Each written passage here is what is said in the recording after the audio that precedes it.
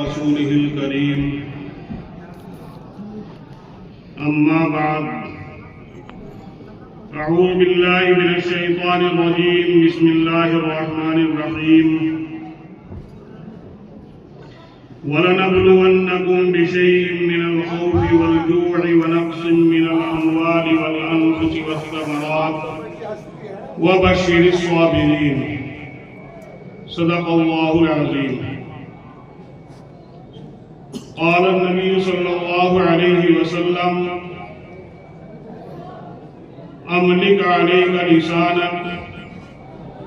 وليسعك بيتك وابكي على خطيئتك او كما قال عليه الصلاة والسلام. بزرگان محترم، اسٹیج پر تشریف فرما علماء کرام، آپ کافی دیر سے بچوں کی آوازوں میں اور اسی طریقے سے حضرت مولانا مفتی محمد مزمل صاحب دامت برکاتہم کی زبانی دین کی باتیں سن رہے تھے. سب سے ضروری چیز ہمارے لیے ان محفلوں کے اندر آنے کے بعد یہ ہے کہ جو قرآن اور حدیث کی باتیں ہم کو بتلائی جائیں، سنائی جائیں، ان کو سن کر اپنے عمل کے اندر لانے کی کوشش کریں. اگر ہم عمل کی نیت سے یہاں بیٹھیں گے، عمل کریں گے تو فائدہ ہے، ورنہ بس یہ کانوں کے مزے ہوں گے اور بس یہاں سے اٹھنے کے بعد یہ کہیں گے کہ فلاں مولانا نے بہت اچھی تقریر کی، فلاں نے بہت اچھا بیان کیا. ان کانوں کے مزوں سے ہم کو کوئی فائدہ ہونے والا نہیں ہے. اس لیے سب سے پہلے میری گزارش یہ ہے کہ جو حضرات مسجد کے وضو خانے کے اوپر بیٹھے ہوئے ہیں وہ بھی پنڈال میں آ جائیں، اور جو سامنے ادھر کھڑے ہوئے ہیں وہ بھی پنڈال کے اندر آ جائیں، اور جو پنڈال کے اندر بیٹھے ہوئے ہیں وہ بھی مل مل کر بیٹھ جائیں، کیونکہ یہ دینی مجلس ہے. دینی مجلس کا ادب و احترام ہمارے لیے ضروری ہے. جب تک ادب و احترام ہمارے اندر نہیں آئے گا تو اس وقت تک ہم کو خاطر خواہ فائدہ حاصل نہیں ہو سکتا ہے. اس لیے میری سبھی سے گزارش ہے جو پیچھے بیٹھے ہوئے ہیں وہ مل مل کے بیٹھ جائیں. چند باتیں آپ حضرات کے سامنے کرنی ہیں اس تعلق سے کہ آج کا ہمارا سماج، آج کا ہمارا معاشرہ کن وجوہات کی بنا پر دنیا کے اندر ذلیل و خوار ہو رہا ہے، اور کن باتوں کی وجہ سے آج مسلمان کی اس دنیا کے اندر کوئی قدر و قیمت نہیں ہو رہی ہے. ان باتوں کو آپ حضرات کے سامنے بیان کرنا ہے مختصر وقت میں، اور پھر ہمارے لیے ضروری ہے کہ جو ہمارے نوجوان ہیں یا اسی طرح ہماری مائیں اور بہنیں جو پیچھے بیٹھی ہوئی ہیں وہ بھی غور سے ان باتوں کو سنیں کہ آج کن بیماریوں کی وجہ سے مسلمانوں کی کوئی قدر و قیمت دنیا کے اندر نہیں ہو رہی ہے. ان بیماریوں کو سمجھ کر ان بیماریوں کا علاج کرنے کی کوشش کریں اور ان باتوں کو اپنانے کی کوشش کریں کہ جس سے ہمارا معاشرہ، ہمارا سماج، ہمارا نوجوان طبقہ، ہماری نوجوان بیٹیاں، ہماری نوجوان مائیں اور بہنیں اپنی عزت اور احترام کو برقرار رکھ سکیں. میرے محترم دوستوں اور بزرگوں، نبی کریم صلی اللہ علیہ وسلم نے صحابہ کی جماعت بیٹھی ہوئی آپ صلی اللہ علیہ وسلم نے ان سے مخاطب ہو کے فرمایا کہ صحابہ کی جماعت اس وقت مسلمانوں کا کیا حال ہوگا، مسلمانوں کی کیسی کیفیت ہوگی کہ جس دور کے اندر مسلمانوں کا نوجوان نافرمان بن جائے گا۔ اور آگے فرمایا کہ اس وقت مسلمانوں کا حال کیا ہوگا جبکہ مسلمانوں کی عورتیں جو ہیں وہ حد سے زیادہ گزر جائیں گی۔ انہی دو باتوں کے تعلق سے مجھے آپ حضرات کے سامنے باتیں کرنی ہیں۔ میرے محترم دوستوں اور بزرگوں، اللہ رب العزت نے قرآن کریم کے اندر ارشاد فرمایا، یا ایھا الذین آمنوا لا تتبعوا خطوات الشیطان، کہ اے ایمان والو تم شیطان کے نقش قدم پر مت چلو، کیونکہ شیطان تمہارا دشمن ہے اور وہ سوائے برائی کے حکم دینے کے اچھائی کا تم کو حکم نہیں دے سکتا۔ یہ اللہ نے قرآن کریم کے اندر ارشاد فرمایا۔ اور شیطان کے ٹھکانے کیا ہیں، شیطان کی جگہ کون سی ہیں؟ وہ نبی کریم صلی اللہ علیہ وسلم نے فرمایا کہ جو گندی جگہ ہے وہ شیطان کے ٹھکانے ہیں، جیسا کہ بیت الخلا، غسل خانے یا نالیاں یا اسی طریقے سے چوراہے وغیرہ، یہ تمام چیزیں وہ ہیں کہ جو شیطان کے ٹھکانے ہیں۔ اور جب شیطان کے ٹھکانوں کے اوپر ہمارا نوجوان طبقہ بیٹھے گا تو سوائے برائی کے اس کے ذہن و دماغ کے اندر کچھ نہیں آ سکتا۔ آج ہمارا نوجوان طبقہ جو دیکھنے میں آ رہا ہے کہ کہیں نالیوں کے اوپر بیٹھا ہوا ہے، کچھ ادھر بیٹھے ہوئے ہیں، کچھ ادھر بیٹھے ہوئے ہیں، اور جب نالی گندی جگہ ہے تو بتاؤ وہ کس چیز کا ٹھکانہ ہے؟ وہ شیطان کا ٹھکانہ ہے۔ اور وہاں اپنے ہاتھوں کے اندر وہ موبائل لیے ہوئے بیٹھے ہیں اور وہاں موبائلوں کے اندر طرح طرح کی خرافات وہ دیکھ رہے ہیں کہ جس سے عیاشی کا جذبہ، بدکاری کا جذبہ وہ ہمارے نوجوانوں کے دلوں کے اندر پیدا ہو رہا ہے۔ اس لیے کہ ہم نے وہ ٹھکانہ بنایا کہ جو شیطان کا ٹھکانہ تھا۔ میرے محترم دوستوں اور بزرگوں، آج ہمارا نوجوان طبقہ کہیں موبائل لے کر غلط میسج ایک دوسرے کے اوپر کر رہا ہے، ایک دوسرے کے پاس بھیج رہا ہے، اور ان غلط میسجوں کے ذریعے وہ اپنے ذہن و دماغ کو خراب کر رہا ہے۔ اسی طریقے سے نبی کریم صلی اللہ علیہ وسلم نے اب سے 1400 سال پہلے یہ فرمایا کہ اس وقت مسلمان کا کیا حال ہوگا جب مسلمان کا نوجوان نافرمان ہوگا۔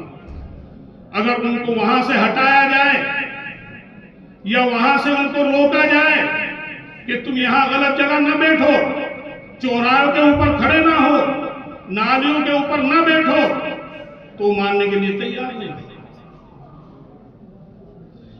اب سے کچھ سالوں پہلے یہ باتیں تھی کہ اگر کوئی گاؤں کا ذمہ دار یا گاؤں کا کوئی بڑا اگر کسی کو غلط جگہ کھڑے ہوئے دیکھتا تھا، غلط کام کرتے ہوئے دیکھتا تھا، تو پہلی بات تو یہ تھی کہ وہ نوجوان اس ذمہ دار کو دیکھتے ہی وہاں سے دور ہونے کی کوشش کرتا تھا، وہاں سے بھاگنے کی کوشش کرتا تھا۔ اگر وہ وہاں سے نہیں ہٹتا تھا تو وہ ذمہ دار اس کو چپٹ لگاتا تھا، اس کو ڈانٹتا تھا، اور ڈانٹ کر اس کے گھر تک اس کو لے جاتا تھا اور اس کے گھر والوں کو جا کر بتلاتا تھا کہ تمہارا یہ بچہ غلط سوسائٹی کے اندر بیٹھتا ہے، غلط سوسائٹی کے اندر یہ لگا ہوا ہے، وہ گھر والے اس ذمہ دار کی اس بات کو دیکھ کر اور اس رویوں کو دیکھ کر بہت اچھا محسوس کرتے تھے کہ ہمارے بچے کو اس نے غلط جگہ دیکھ کر ہمارے اوپر یہ احسان کیا کہ ہم کو اطلاع دی۔ لیکن آج کتنا ماحول بدلا کہ گاؤں کا ذمہ دار نہیں، اگر اس کا حقیقی چچا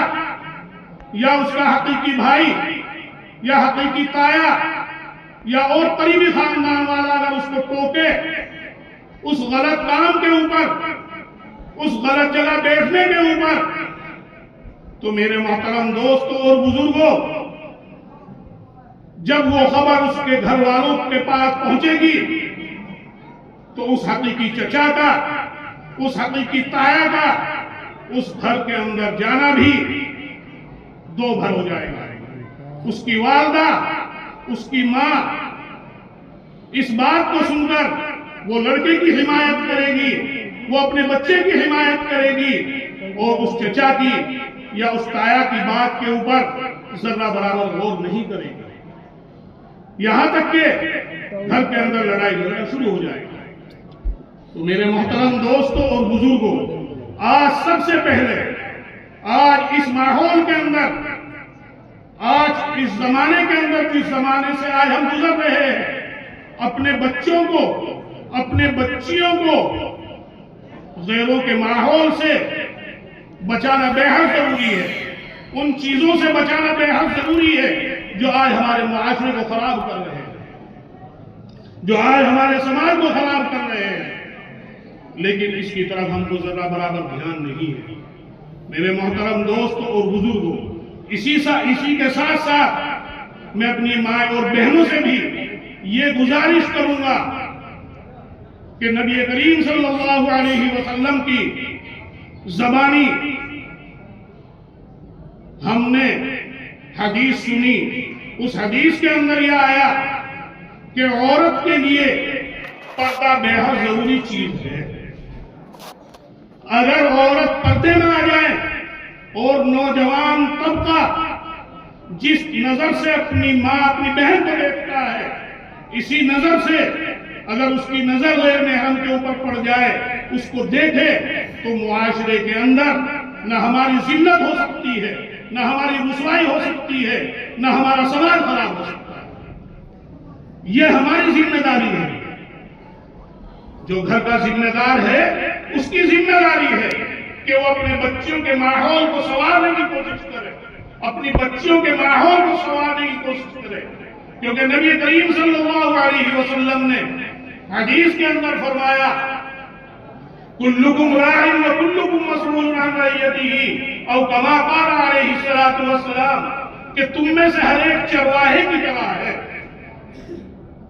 تم میں سے ہر ایک ذمہ دار چرواہے کی طرح ہے، اور ہر ذمہ دار سے جو اس کے متعلق چیزیں ہوتی ہیں اس کے بارے میں سوال ہوگا۔ آپ اگر جنگل کے اندر جانوروں کو چرانے کے لیے لے جا رہے ہیں، جانور کو اگر کوئی تکلیف پہنچ جائے، جانور کو اگر کوئی اٹھا کر لے جائے، تو سوال کس سے ہوگا؟ بتاؤ کس سے ہوگا؟ چرواہے سے ہوگا کہ اس جانور کو تکلیف کیوں پہنچی، اس کو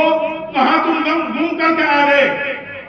تو اسی طریقے سے ہم اور آپ اپنے گھر کے ذمہ دار ہیں۔ اگر ہم اپنے بچوں کو دینی تعلیم سکھا کر دین کے ماحول میں نہیں رکھیں گے، اپنی بچیوں کو پردے میں نہیں رکھیں گے، دینی باتیں نہیں سکھائیں گے، اگر وہ گناہ کے اندر ملوث ہوتے ہیں اور وہ گناہ میں شریک ہوتے ہیں، تو جہاں اس کا گناہ اس کو ہوگا،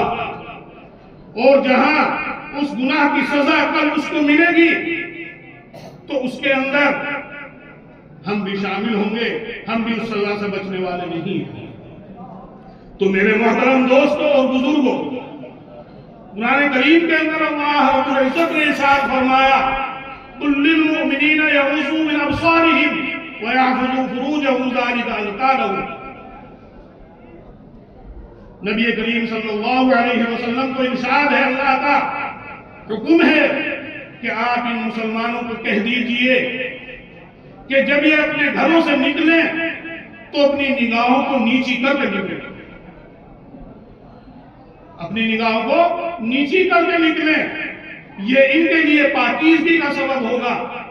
اور یہ ان کی شرمگاہوں کی حفاظت کے لیے ایک سب سے مؤثر چیز ہوگی۔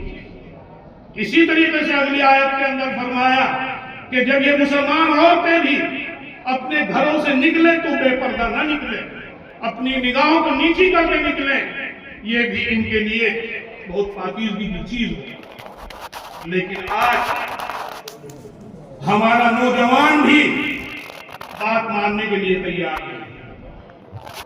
اور ہماری عورتیں جس بے پردگی کے ساتھ آج پھر رہی ہیں، جہاں ان کا گناہ ان کے اوپر ہے، آج ذمہ داروں کے لیے بھی ضروری ہے کہ اپنی عورتوں کو پردے کے اندر رکھیں۔ اگر پردہ ہمارے گھروں کے اندر آ جائے اور نوجوان طبقہ ہمارا سدھر جائے تو جو آج معاشرہ ہمارا بگڑ رہا ہے، جو خاندان کے خاندان بے عزت ہو رہے ہیں، وہ تمام بے عزتی ختم ہو سکتی ہے۔ میرے محترم دوستو، ایک مرتبہ نبی کریم صلی اللہ علیہ وسلم گھر کے اندر بیٹھے ہوئے تھے، آپ کی دو بیویاں بھی آپ کے پاس بیٹھی ہوئی تھی، تو ایک صحابی عبداللہ ابن مکتوم جو نابینا صحابی تھے، وہ آپ کے پاس آئے، بھائی غور سے سنو، ادھر کو دیکھو اگر سننا ہے۔ یہ کوئی مجلس جو ہے یہ کھیل کی مجلس نہیں ہے، یہ دین کی نسبت پر، قرآن کی نسبت پر مجلس قائم کی گئی ہے، اور قرآن کا احترام اور علماء کا احترام اگر ہم نہیں کریں گے تو وہ وقت دور نہیں ہے کہ اللہ اس دین کا کام کسی اور سے لے لیں گے۔ اسی بیچ میں آپ کو بتلاؤں، کیا آپ نے روس کا نام تو سنا؟ امریکہ سے پہلے سپر پاور کون تھی؟ روس کی طاقت تھی۔ اس روس کے اندر ابھی جیسا کہ حضرت بتلا رہے تھے کہ قرآن کریم کے بعد میں جو درجہ آتا ہے وہ بخاری شریف کا آتا ہے، پھر مسلم شریف کا آتا ہے۔ اس روس کے اندر وہ بخارا شہر، وہ سمرقند شہر موجود ہیں کہ جہاں پر بیٹھ کر علماء کرام نے کتابیں لکھی۔ لیکن اسی روس کے اندر ایک وقت وہ آیا کہ 80 سال تک وہاں کوئی کھلم کھلا اللہ کا نام نہیں لے سکتا تھا۔ آپ غور کیجئے کہ وہ روس کہ جو دین کا اتنا بڑا مرکز تھا کہ دنیا کے انسان، دنیا کے مسلمان اپنی علمی پیاس بجھانے کے لیے وہاں جایا کرتے تھے، لیکن پھر وہ اتنی تبدیلی کیوں آئی کہ وہاں سے اسلام ختم ہو گیا؟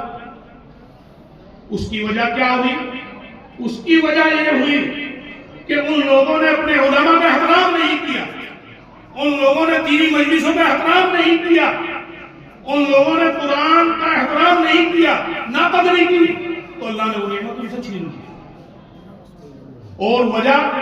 کیا ہوئی کہ جو اس وقت کے اسلام مخالف تھے، انہوں نے ایک اپنی میٹنگ کی، اور میٹنگ کے اندر انہوں نے یہ بات رکھی کہ اسلام کے اوپر اور مسلمانوں کے اوپر تم کس طرح قابو پا سکتے ہو، ایسا کچھ منصوبہ بنایا گیا۔ چنانچہ میٹنگ کے اندر یہ طے ہوا کہ جو مسلمانوں کے عام لوگ ہیں جیسا کہ ہم اور آپ، ان کو ان کے عالموں سے، ان کے مدرسوں سے، ان کی دینی درسگاہوں سے علیحدہ کر دیا جائے، کاٹ دیا جائے، اور جب یہ دینی مدرسوں سے علیحدہ ہو جائیں گے، دینی مجلسوں سے علیحدہ ہو جائیں گے تو پھر ان کے اوپر قابو پانا آسان ہو جائے گا۔ تو اس کی کیا صورت انہوں نے بیان کی؟ اس کی صورت یہ بیان کی کہ عام مسلمانوں میں بیٹھ کر جا کر ان کی مجلسوں میں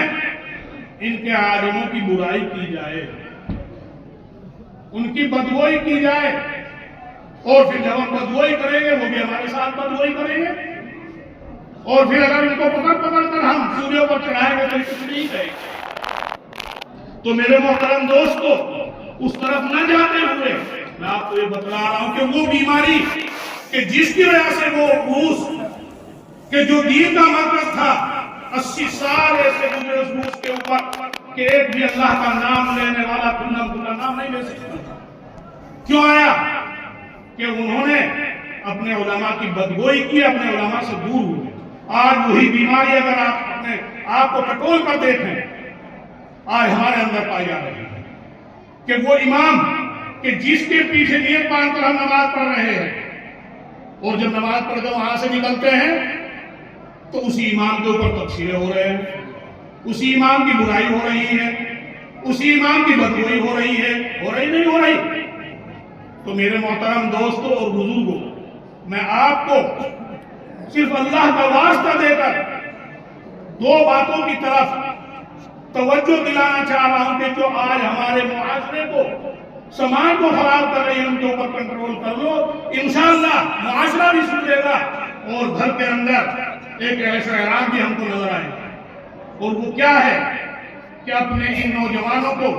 نوجوان بچوں کو، بچیوں کو دینی ماحول کے اندر لا کر شریعت کے مطابق زندگی گزارنے والا بنائیں تو انشاءاللہ معاشرہ بدل جائے. تو میں آپ کو بتلا رہا تھا کہ نبی کریم صلی اللہ علیہ وسلم، میری مائی بہنیں جو بیٹھی ہوئی بھی کام لگا کر غور سے سنیں کہ نبی کریم صلی اللہ علیہ وسلم بیٹھے ہوئے ہیں، آپ کی دو بیوی آپ کے پاس ہیں، ایک صحابی آپ کے پاس آتے ہیں اور وہ نابینا ہیں یعنی اندھے ہیں. ان کو دیکھ کر انہوں نے پردہ نہیں کیا. اب نبی کریم صلی اللہ علیہ وسلم نے معلوم کیا کہ آپ نے ان سے پردہ کیوں نہیں کیا؟ خیر کا زمانہ ہے، ہمارا اور آپ کا زمانہ نہیں، خیر کا زمانہ. تو انہوں نے جواب دیا میری مائیں اور بہنوں کہ یہ تو اندھے ہیں، یہ تو اندھے ہیں، نابینا ہیں، ہم کو نہیں دیکھ رہے ہیں. تو آپ صلی اللہ علیہ وسلم نے فرمایا کہ تم تو اندھی نہیں ہو، تم تو اندھی نہیں ہو. تو اس لیے میرے محترم دوستوں اور بزرگوں،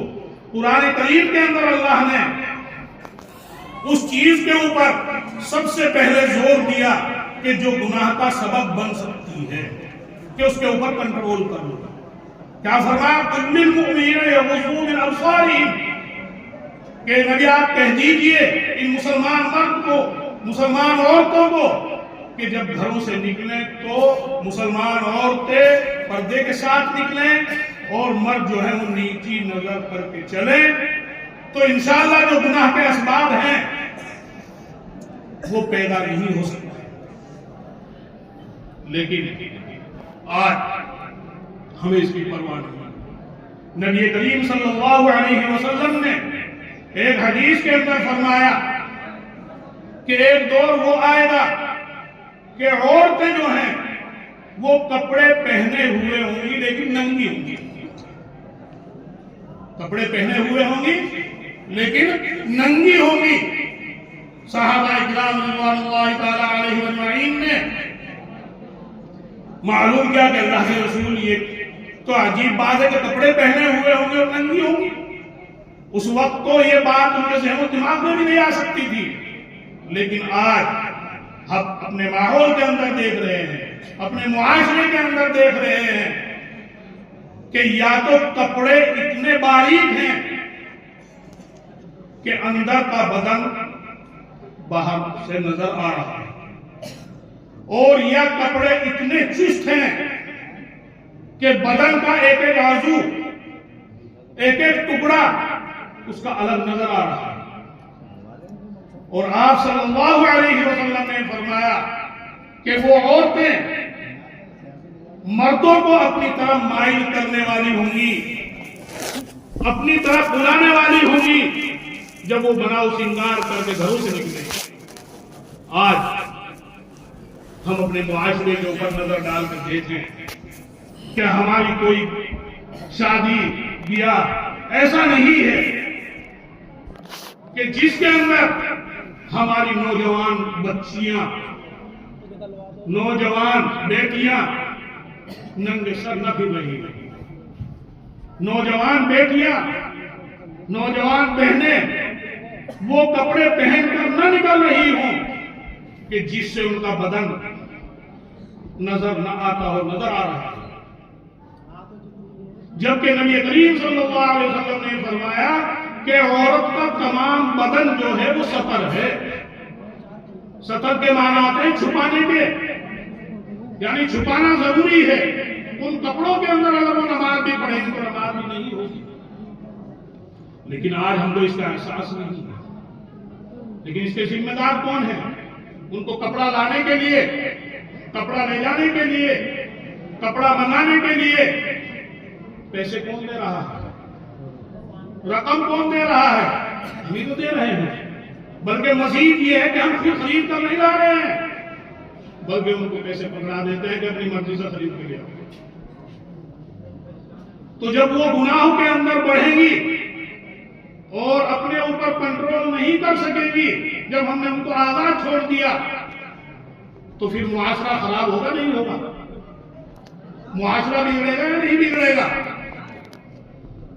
लेकिन अगर दीनी तालीम उनके अंदर होगी और दीनी तालीम हमने उनको सिखाई होगी, तो फिर इंशाअल्लाह वो खुद भी पर्दे के अंदर रहने की कोशिश करेंगी और दूसरों को भी रोकने की कोशिश करेंगी। लेकिन आज बहुत ही अफसोस और बहुत ही दुख की बात है कि एक तरफ तो हम जबानों से ये कह रहे हैं कि हमारा मुआशरा बिगड़ रहा है, हमारा समाज बिगड़ रहा है, लेकिन उस बीमारी का इलाज करने की कोशिश हम नहीं कर रहे हैं। अगर उस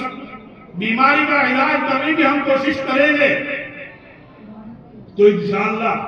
हमारा मुआशरा भी दुरुस्त होगा, हमारा समाज भी दुरुस्त होगा। नबी करीम सल्लल्लाहु अलैहि वसल्लम ने फरमाया, एक हदीस के अंदर, लंबी हदीस है, कि क़यामत की 15 निशानी है। कितनी निशानी है? 15 निशानी है। और 15 निशानियों में से 2 निशानी मैं आपको बतला रहा हूं। तमाम निशानी आज हमारे ऊपर जाहिर हो रही, लेकिन जो आम, जिसको हम देख रहे हैं अपनी आंखों से, और जब बदलाया जाएगा समझेंगे भी, वो आज आम हो रही है। नंबर 1, आप सल्लल्लाहु अलैहि वसल्लम ने फरमाया कि एक दौर वो आएगा कि बेटा अपने बाप की बात को तो नहीं मानेगा, अपने यार की, अपने दोस्त की बात को मानेगा। तो आज देख लीजिए कि वो बाप कि जिसने दिन रात करके, मेहनतें कर करके, अपनी मशक्कतें बर्दाश्त करके उसको पाला, उसके हर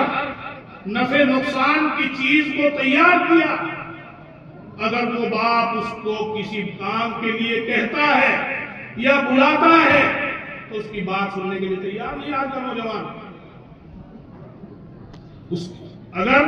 फोन आ रहा है और बाप मालूम कर रहा है कि भाई किसका फोन है, घर से निकल रहा है बाहर, किसका फोन है बताने के लिए तैयार है, नहीं आ रहा,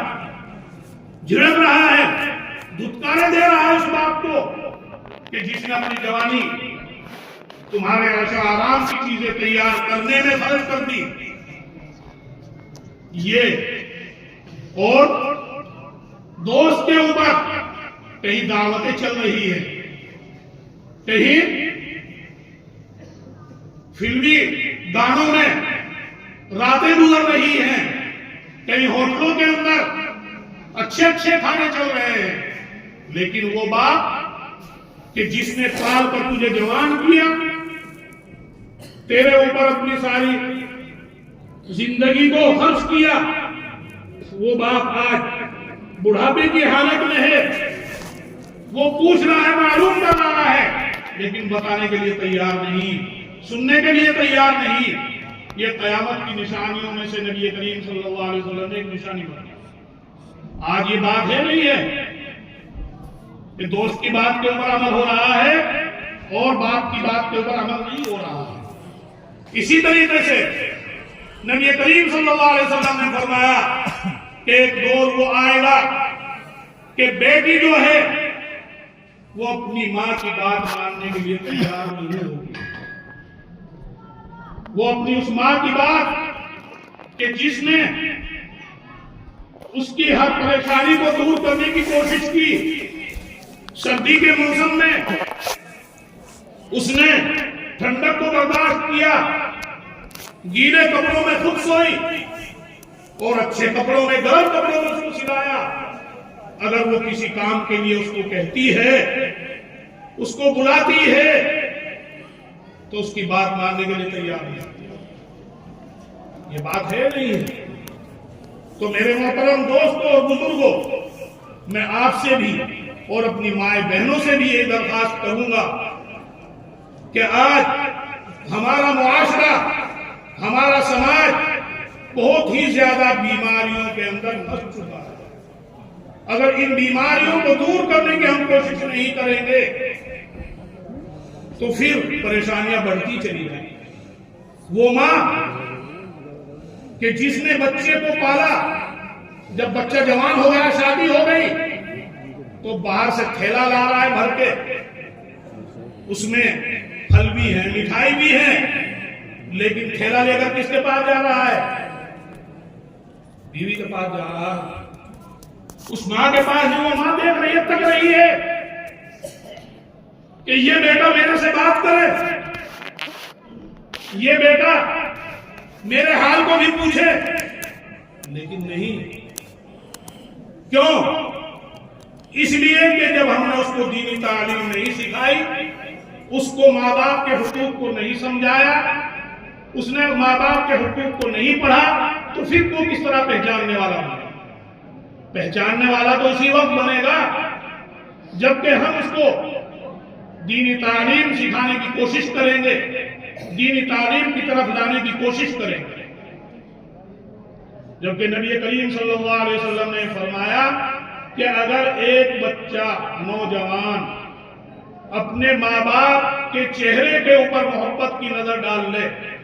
محبت کی نظر، تو اس کو ایک حج اور عمرے کا ثواب ملے گا. اور حج اور عمرہ بھی وہ کہ جو اللہ کے یہاں مقبول ہوگا. آج ہم روپیہ خرچ کر رہے ہیں، لاکھوں روپیے عمرے میں خرچ کر رہے ہیں، 2-4 لاکھ روپیے حج میں خرچ کر رہے ہیں، لیکن کوئی معلوم نہیں کہ مقبول ہے یا نہیں ہے. لیکن اگر ہم اپنے ماں باپ کے چہرے کے اوپر محبت کی نظر ڈال دیں، جتنی مرتبہ بھی ڈالیں گے، یہ نہیں کہ پورے دن میں ایک ہی حج اور عمرے کا ثواب ملے گا، جتنی مرتبہ بھی ڈالتے رہیں گے اتنی مرتبہ حج اور عمرے کا ثواب ہم کو ملتا رہے گا. تو آج اگر ہم نے نوجوان بچوں کو نہ سنبھالا تو یہ نہ معلوم کس رخ کے اوپر چلے جائیں گے. ہمارے نوجوان بچے بھی اور بچیاں بھی. مولانا سجاد نعمانی بہت بڑے عالم ہیں اس وقت، انہوں نے مہاراشٹر کے بارے میں اپنا ایک سروے بیان کیا کہ وہاں تقریباً 8,000 لڑکیاں غیروں کے ساتھ جا چکی ہیں. اور اس کے علاوہ اور صوبوں کے اندر کیا حال ہوگا؟ یہ کس بات کا نتیجہ ہے؟ کس بات کی وجہ ہے؟ یہ اس بات کی وجہ ہے کہ ہم نے دینی تعلیم سے اپنے بچوں کو، اپنے بچیوں کو دور رکھا، اور اگر سکھلایا بھی تو اپنے گھر کے ماحول کو بدلنے کی کوشش نہیں کی. جب تک ہم اپنے گھر کے ماحول کو بدلنے کی کوشش نہیں کریں گے تو اس وقت تک حالات نہیں بدل سکتے. کن کن بیماریوں کا ذکر کیا ہے؟ بہت زیادہ بیماریاں ہمارے اندر آ چکی ہیں. کسی کو شاعر نے کہا کہ برباد گلستہ کرنے کو ایک ہی الو کافی تھا، اور ہر شاخ کے اوپر الو بیٹھا ہو تو انجام گلستہ کیا ہوگا؟ الو کے بارے میں تو آپ جانتے ہیں، کیا مشہور ہے کہ جس گھر کے اندر بیٹھ جاتا ہے وہ ویران ہو جاتا ہے، کھنڈر ہو جاتا ہے، اور اگر وہ باغ کے اندر پہنچ جائے تو وہ بھی کھنڈر ہو جائے گا۔ لیکن اگر ہر ٹہنی کے اوپر الو بیٹھ جائے تو پھر انجام گلستہ کیا ہوگا؟ آج ہمارے اندر عیاشی، مکاری، زناکاری، چوری، نافرمانی،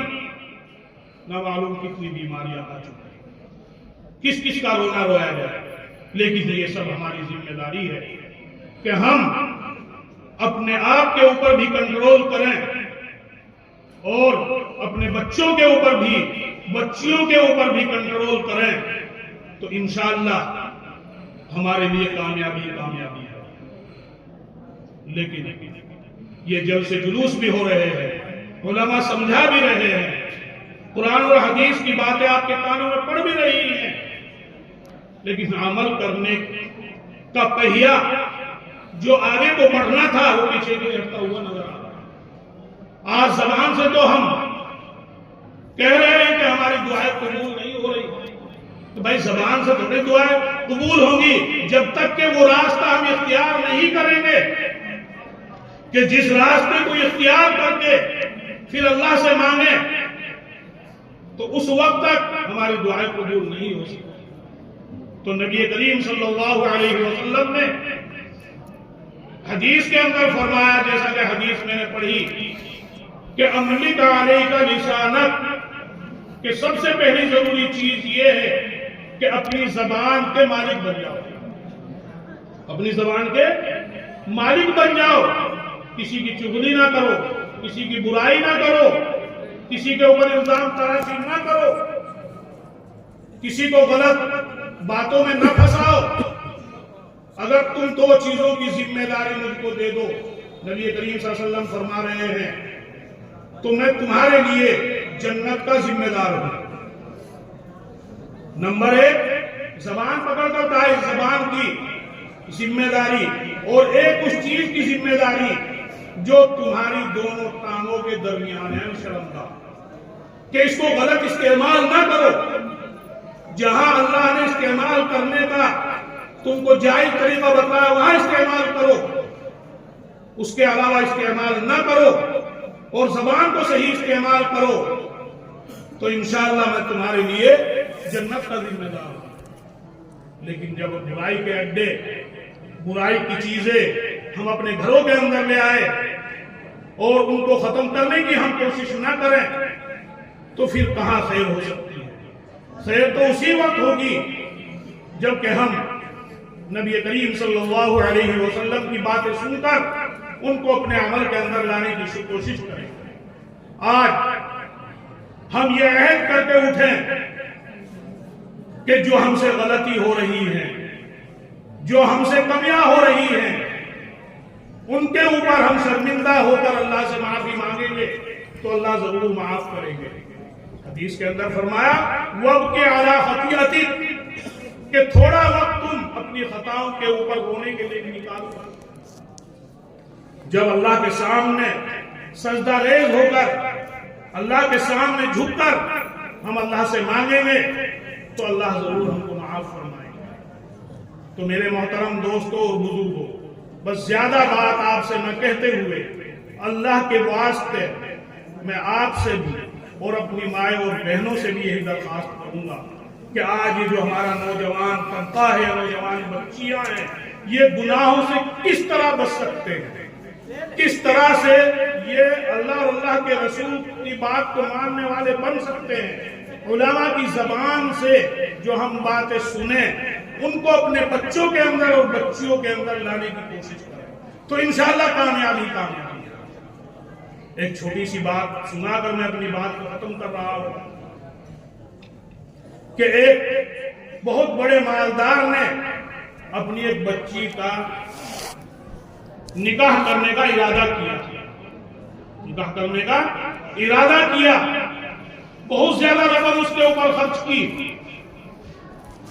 جیسا کہ آج ہمارے ماحول میں چل رہا ہے کہ اگر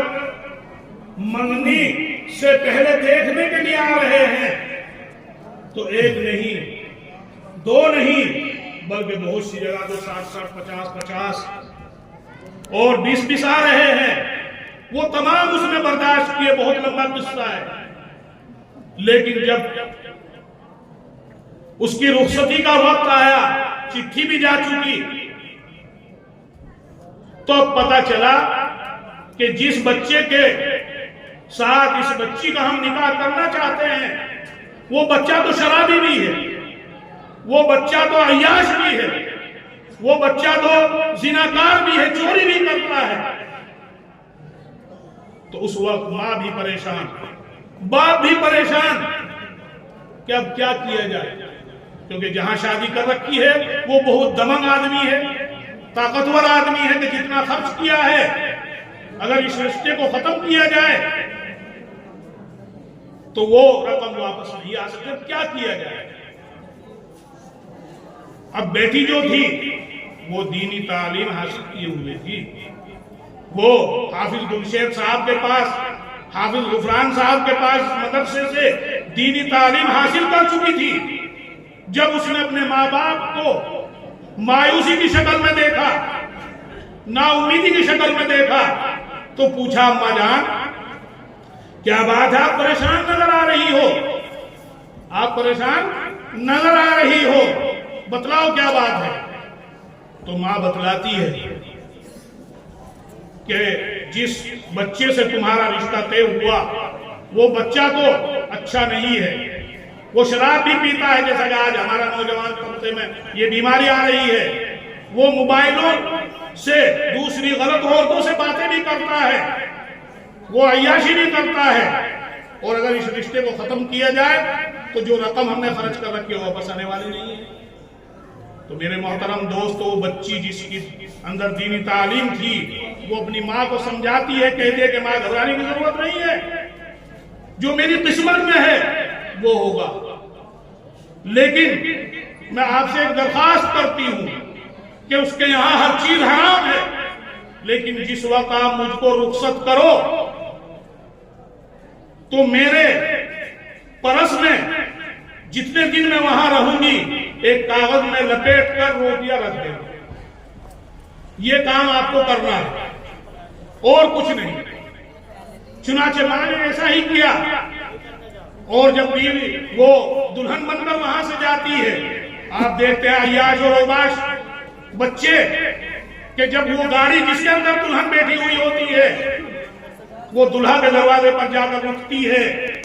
تو وہاں وہ اوباش لڑکے چاروں طرف سے اکٹھے ہو جاتے ہیں، اور ہماری وہ مائیں و بہنیں بھی کہ جن کا آج تک کسی نے دوپٹہ تک نہیں دیکھا، اس موقع پر وہ بھی باہر نکل کر آ جاتی ہیں، نہیں آ جاتی۔ وہاں جو ان کی ننند یا بڑی لڑکی ہوتی ہے اس کو اپنی گود میں اٹھا کر اس کو اندر لے جانے کی کوشش کرتی ہے، لیکن میرے محترم دوستوں اور بزرگوں، جس وقت وہ گاڑی جا کر وہاں رکی اور ایک عورت اس کو اٹھانے کے لیے گاڑی کے پاس آئی تو اس لڑکی نے کہا کہ میں صحت مند ہوں، تندرست ہوں، بیمار نہیں ہوں، میں گود میں بیٹھ کر نہیں جاؤں گی، میں اپنے پیروں سے جاؤں گا۔ اور جب اس طریقے سے اگر لڑکی ایسے موقع پر بولے تو عورتیں کیا کہیں بھائی بہت تیز آ گئی، یہ تو دیو کی عزت شرما بھی نہیں رہی ہے، یہ تو شرما بھی نہیں رہی ہے، کہہ رہی کہ میں تو اپنے آپ ہی چل کر جاؤں گی۔ چلو خیر، انہوں نے برداشت کیا، گھر کے اندر چلی گئی۔ جانے کے بعد جب وہ ایک مکان کے اندر بیٹھ گئی، اس نے ایک بچی کو بلایا اور بلا کر کہا کہ محترمہ، میں اس گھر کے اندر اجنبی ہوں نہیں ہوں، مجھے معلوم نہیں ہے کہ پانی کہاں ہے، وضو کا لوٹا کہاں ہے یا مصلی کہاں ہے، آپ میری مدد اتنی کر دیجئے کہ مصلی لا کر مجھ کو دے دیجئے، وضو مجھ کو کرا دیجئے، کیونکہ راستے کے اندر میری ایک نماز قضا ہو چکی ہے، اس نماز کو میں پڑھ لوں۔ آج ہم خوش ہوتے ہیں کہ جب لڑکی کو بٹھا رہے ہیں تو قرآن سب سے پہلے دی جاتی ہے، نہیں دی جاتی، جس سے سمجھ لیا جائے کہ ہاں پڑھی ہوئی ہے، لیکن بس وہ قرآن الماری میں جا کر رکھ دی جاتی ہے، پڑھنے کی توفیق نہیں ہوتی۔ تو جب یہ حال اس بچی کا دیکھا تو جو بوڑھی عورتیں تھی کہنے لگی ہے یہ دلہن ہے یا کوئی حجر آ گئی، یہ تو ایسا معلوم ہوتا ہے کہ ہمارے گھر میں تو حج چلا گئی، یعنی تنزیہ طور پر، لیکن اس لڑکی نے اس کی کوئی پرواہ نہیں کی، نماز پڑھی۔ اب نماز کے بعد دسترخوان لگ جاتا ہے، اب اس کا گھر کا ہر آدمی دسترخوان کے اوپر بیٹھ جاتا ہے، یعنی جو خالہ زاد بھائی ہیں، پھوپھی زاد بھائی ہیں، دیور ہیں، یا اسی طرح اور رشتہ دار سب بیٹھ جاتے ہیں، اور پھر اس دلہن کو کہتے ہیں کہ آپ بھی آؤ اور ان کے ساتھ آؤ۔ لیکن کیونکہ وہ تو مدرسہ اشرف العلوم کے اندر یہاں حافظ شیخ صاحب کے یہاں پڑھی ہوئی تھی، اس نے کہا یہ غیر محرم ہیں، میں ان کے ساتھ بیٹھ کر نہیں کھا سکتا۔ اب ساس کہتی ہے یہ تو ہماری رشتہ داری کو بھی ختم کریں گے، یہ ہمارے بھائی کے لڑکے ہیں، بھتیجے ہیں، یہ ہمارے دیور کے لڑکے ہیں، یہی تو ہیں، گھر کے تو افراد ہیں۔ لیکن اس نے منع کر دیا کہ میں نہیں بیٹھوں گی۔ اب اس کے بعد میں پریشان ہو جاتے ہیں، کیونکہ اسے پتا تھا